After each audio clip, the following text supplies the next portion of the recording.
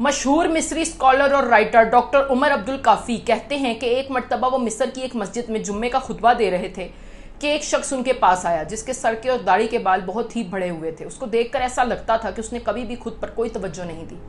उस शख्स ने डॉक्टर उमर के पास आकर उनसे कहा कि डॉक्टर साहब, मैं बहुत ही सुस्त हूँ, मेरा कोई भी काम करने का दिल नहीं करता, मैं सारा सारा दिन सोया रहता हूँ, खाना खाने के लिए उठता हूँ और खाना खा के दोबारा सो जाता हूँ, मेरे अंदर जोश और जज्बे की कमी है, मैंने अपने मुस्तकबिल, बच्चों, फैमिली, हर चीज़ को नज़रअंदाज कर रखा है, मेरे बच्चे मुझे बहुत ही अजीब व गरीब बोरिंग इंसान समझते हैं, मेरी ज़िंदगी में कोई खुशी नहीं है, हर वक्त मायूस रहता हूँ। इसके बाद वो शख्स रोने लगा और कहने लगा, डॉक्टर साहब मेहरबानी करके मेरी मदद करें।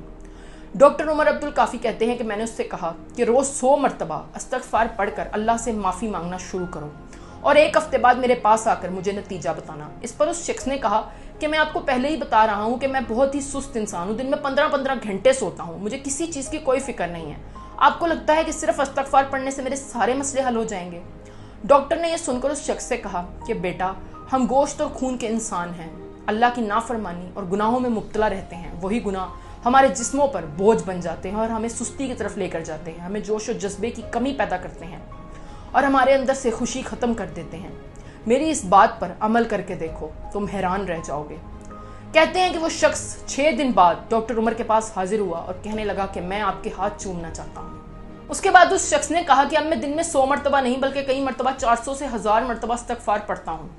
अब मैं अपनी फैमिली और बच्चों के बहुत ही करीब हो गया हूँ। इस्तग़फ़ार ने मेरे अंदर जोश और जज्बा पैदा कर दिया है, मैं हर काम में शामिल होता हूँ, यहाँ तक कि मैंने एक कारोबारी मुआहदा भी कर लिया है।